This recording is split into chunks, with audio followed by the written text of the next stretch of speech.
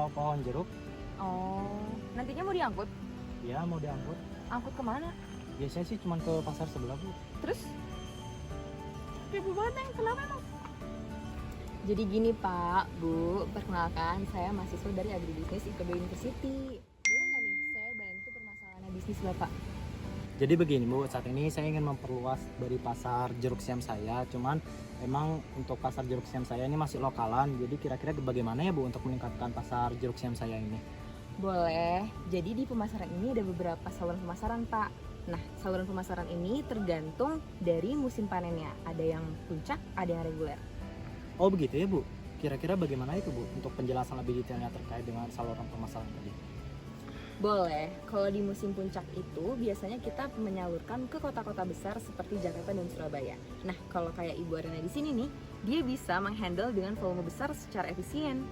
Betul, jika kualitasnya konsisten, saya bisa membeli lebih banyak lagi.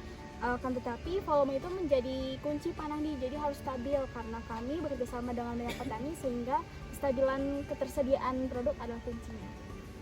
Oke, paham-paham. Jadi kuncinya adalah menemukan saluran yang tepat dan juga mitra yang tepat ya. Lalu bagaimana, Bu, kalau misalkan di luar daripada musim puncak itu sendiri, seperti musim reguler? Kalau misalnya di luar musim panen sih mending pakai saluran kecil, Pak. Mending kerja bareng sama saya bisa menawarkan harga lebih rendah langsung dari petani lokal yang buat Panandi bisa dapat profit lebih tinggi. Setuju banget, ini juga mengurangi margin pemasaran dan meningkatkan farmer share karena saluran pendek seperti Ibu Odin ini adalah kunci efisiensi operasional di mana mengurangi biaya transportasi dan biaya lainnya. Nah, karena kita semua saling berhubungan, gimana kalau kita ngomongin ini bareng-bareng? Yuk, gimana Pak Nadi?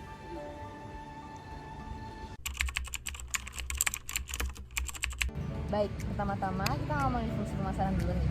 Kan fungsi pemasaran itu ada sorting, grading, dan lain sebagainya. Pak Anandi sendiri yang handle sendiri atau gimana Pak? Biasanya untuk itu dari saya tidak mengambil ya, Bu. Biasanya itu ada Bu Arina atau juga Bu Odin yang mengurusnya biaya kayak transportasi, penyimpanan. Kalau saya itu lebih fokus ke panennya. Betul banget, karena sorting dan grading ini sangat penting karena cuma jeruk-jeruk yang berkualitas terbaik untuk bisa dikirim ke kota besar. Ya, dan kami juga mengalami risiko di harga nih Pak, karena harga jeruk siam itu sangat tidak menentu. Terkadang saya juga harus menjual di bawah harga pasar ketika jeruk terlihat tidak segar saat tiba.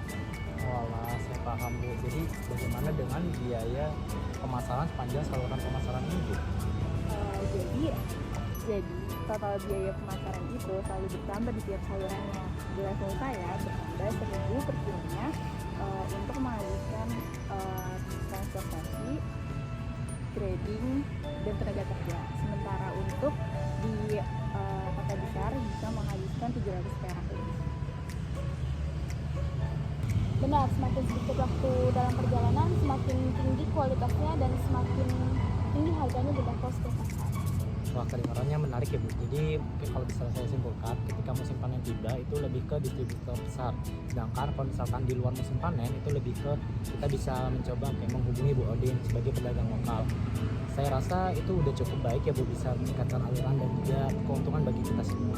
Yuk kita lakukan, kita akan merapikan saluran dan membawa jeruk siam ke lebih banyak